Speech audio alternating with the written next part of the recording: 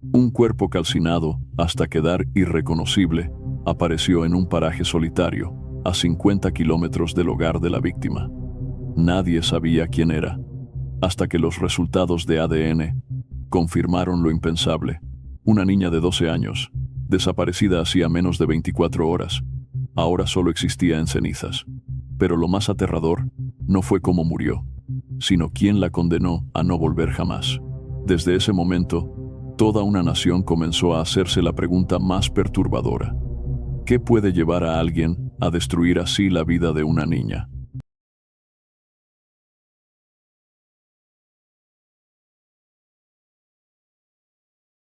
Paola Hernández Escalante vino al mundo en Guatemala en el año 2008. Era la hija mayor de dos, fruto de la unión entre Heidi Escalante y Franklin Hernández, quien se desempeñaba como agente de la Policía Nacional Civil. Chelsiri y su hermano menor, cuya identidad permanece sin ser divulgada, fueron criados con el amor de sus padres y rodeados del afecto de sus abuelos y otros familiares que vivían en la misma comunidad.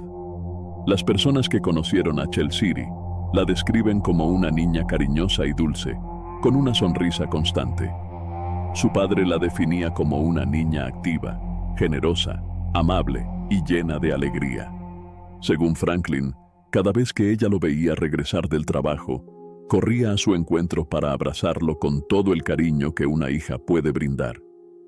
Él solía consentirla mucho y la trataba como la princesa de la casa, siempre alentándola a alcanzar sus sueños. Uno de esos grandes sueños era tener una fiesta de 15 años por todo lo alto.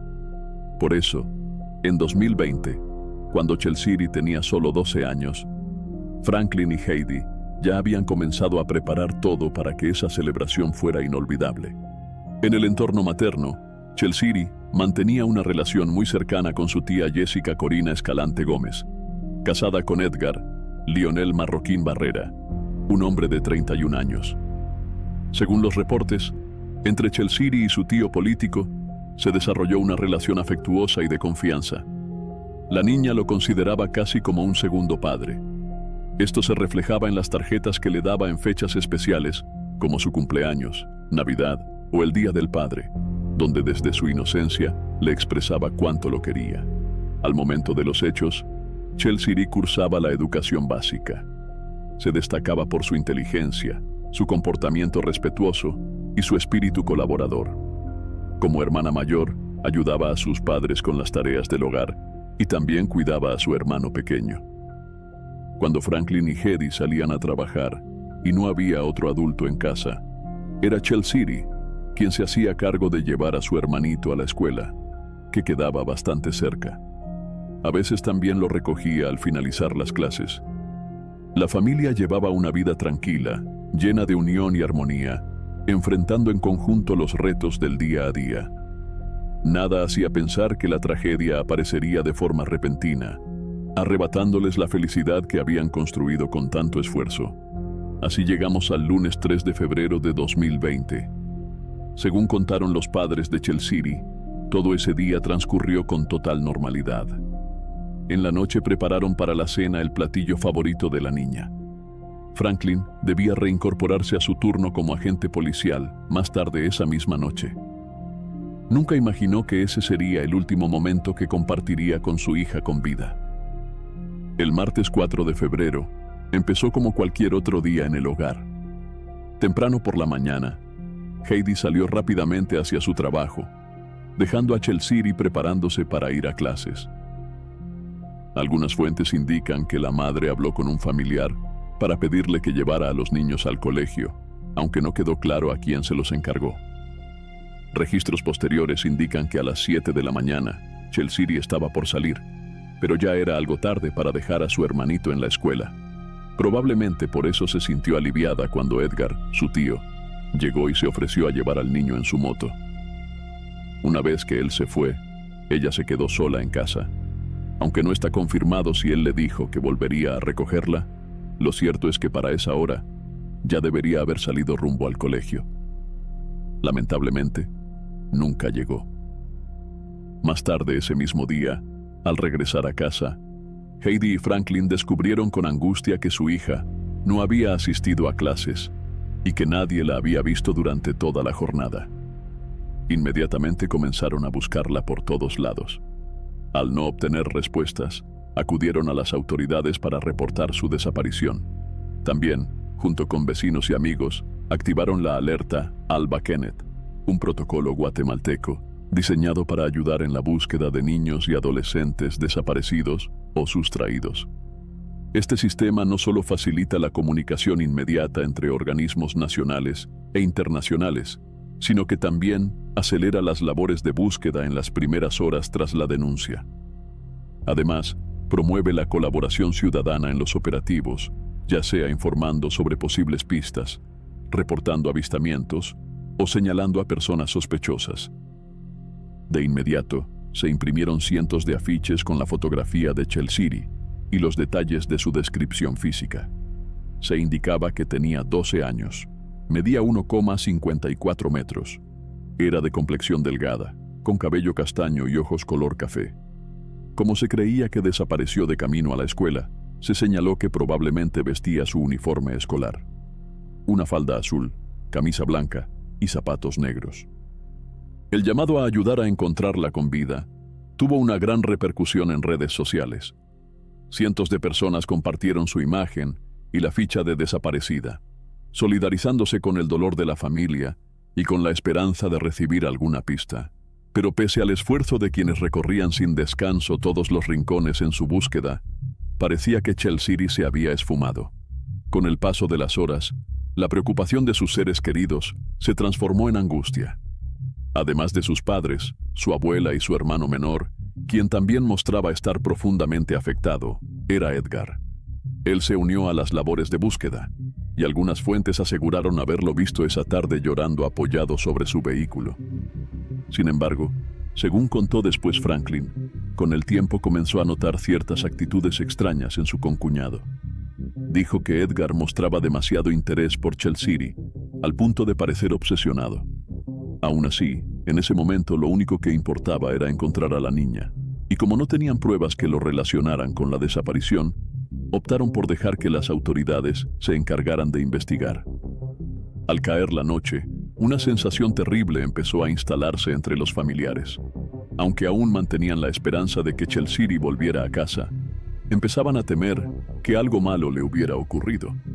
La mañana del 5 de febrero trajo consigo la confirmación de los peores miedos de la familia. La policía recibió una alerta sobre el hallazgo de un cuerpo femenino calcinado, encontrado en un paraje a unos 50 kilómetros del hogar de Chelsiri. A simple vista, no era posible identificar a la víctima, pero muchos temían que se tratara de la niña desaparecida.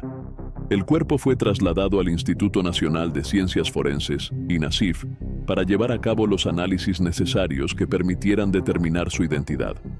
Debido al avanzado estado de deterioro, fue necesario recurrir a estudios odontológicos para hacer la comparación con registros previos.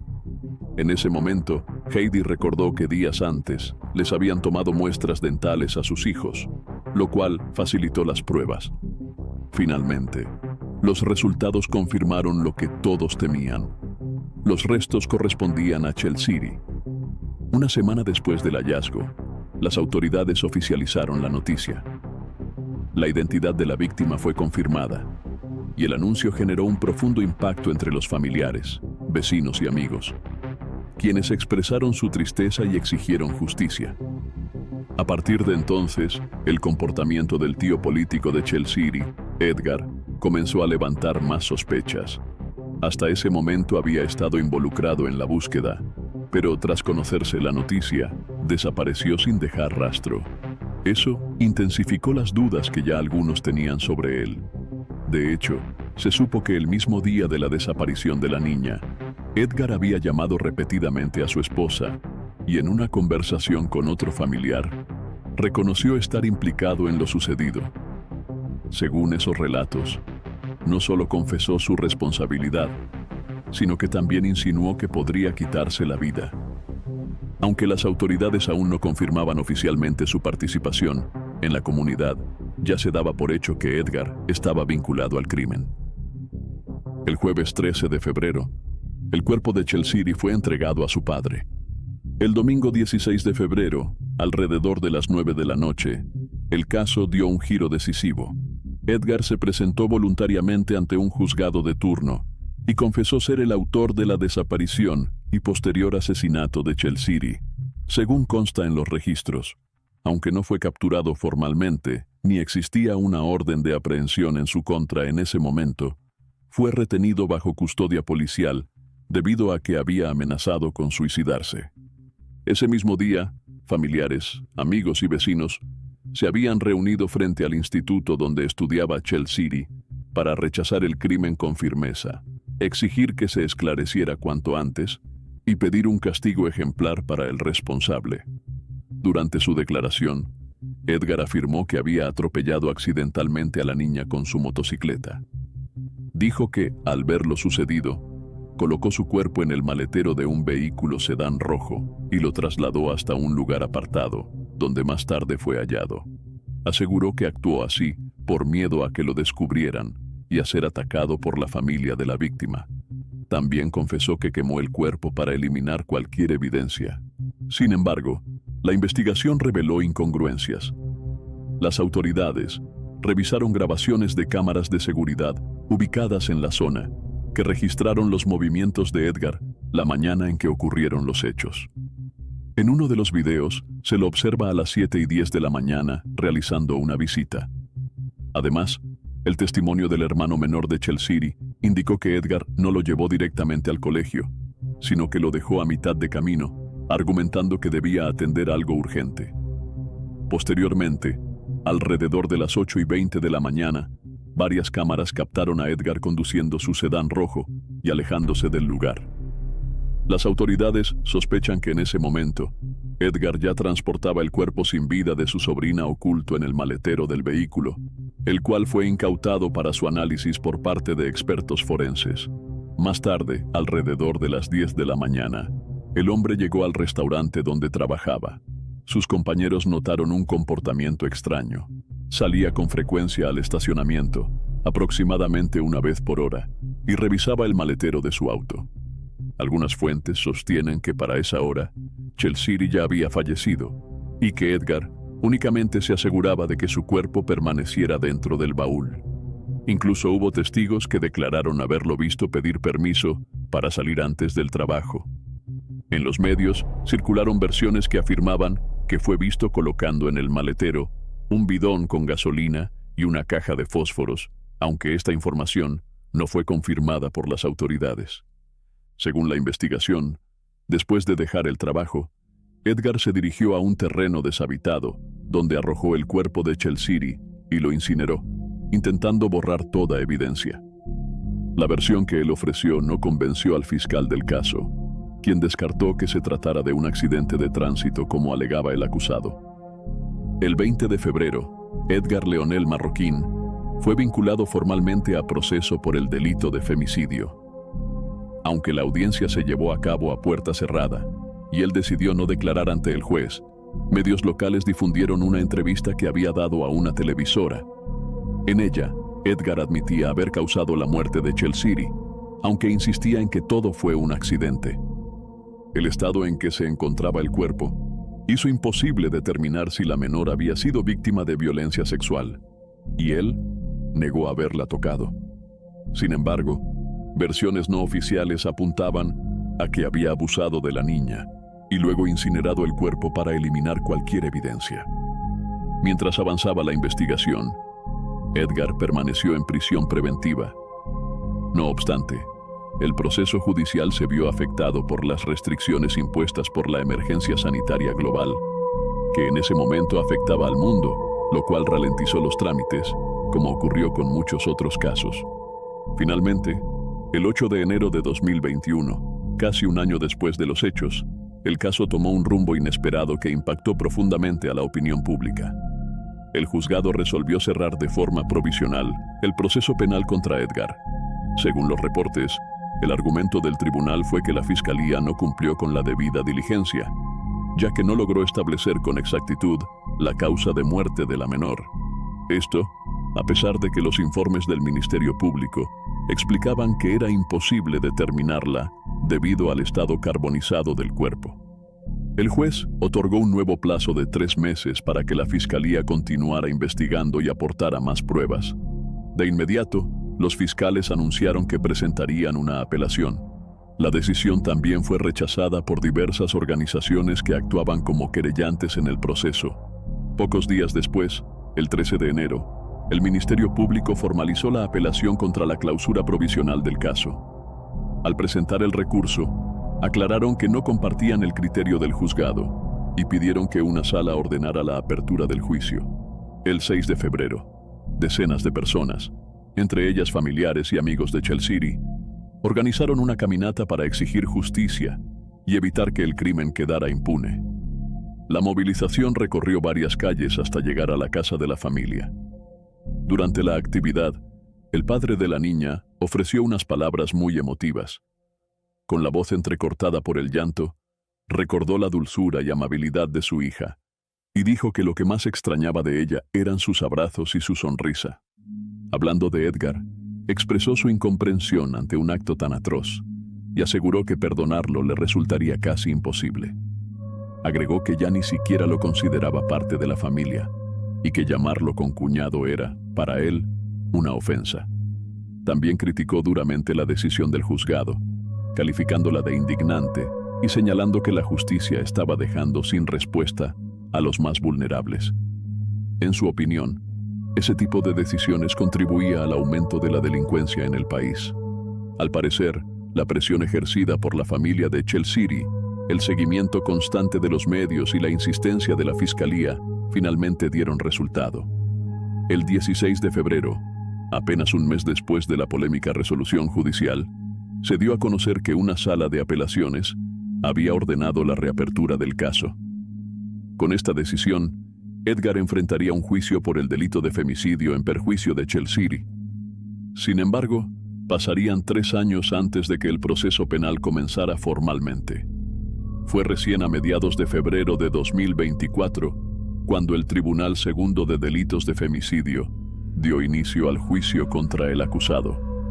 El caso se convirtió en uno de los más conmocionantes del país, tanto por la corta edad de la víctima como por la brutalidad del crimen y el vínculo familiar entre agresor y víctima. Durante la tercera audiencia, los peritos forenses ofrecieron revelaciones impactantes.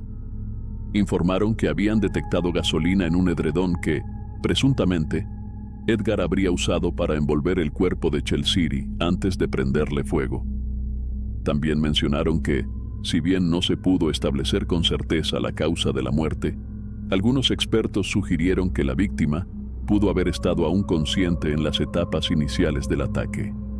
Indicaron que para confirmarlo se necesitarían estudios más especializados. En la audiencia siguiente, celebrada el lunes 26 de febrero, otros peritos presentados por el Ministerio Público aportaron más pruebas. A través de un análisis de sangre, se halló carboxihemoglobina en la muestra tomada del cuerpo de Chelsea.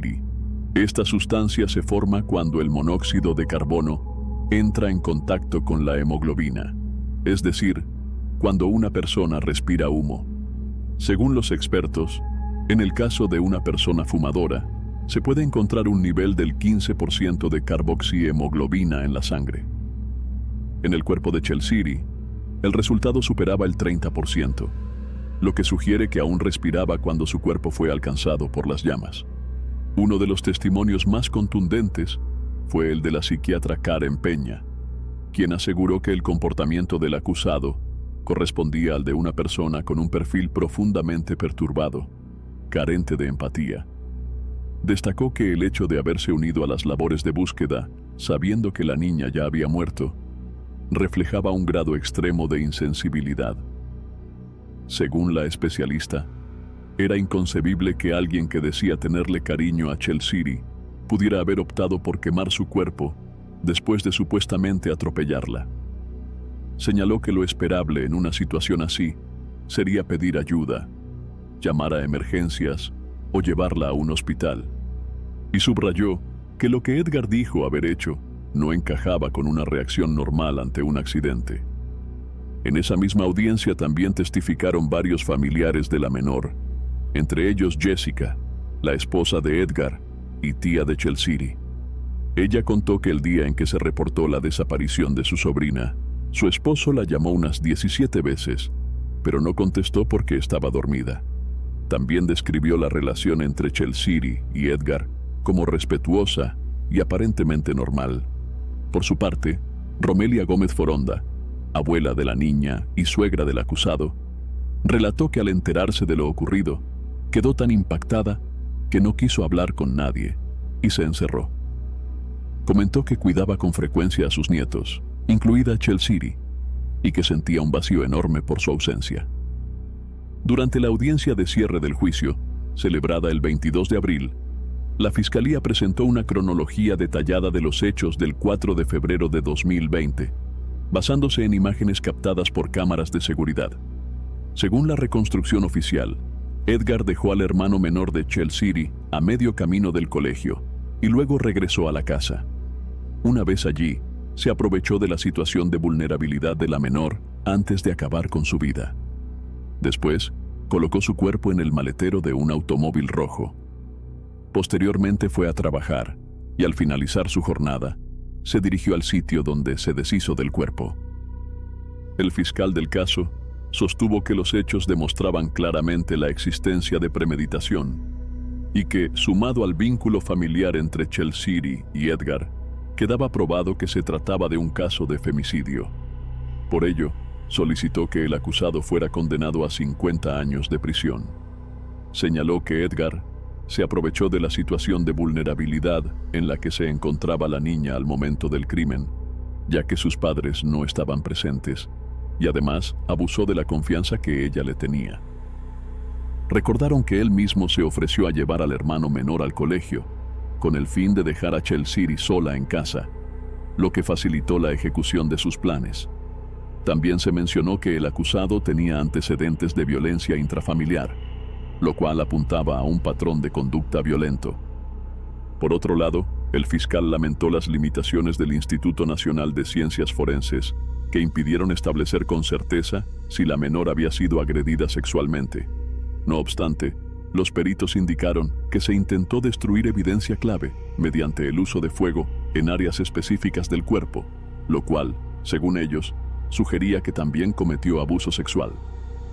A la solicitud de 50 años de prisión se sumó la representante legal de una organización querellante, quien pidió además que se aplicaran agravantes como la alevosía, premeditación, uso de artificios, abuso de superioridad y ensañamiento.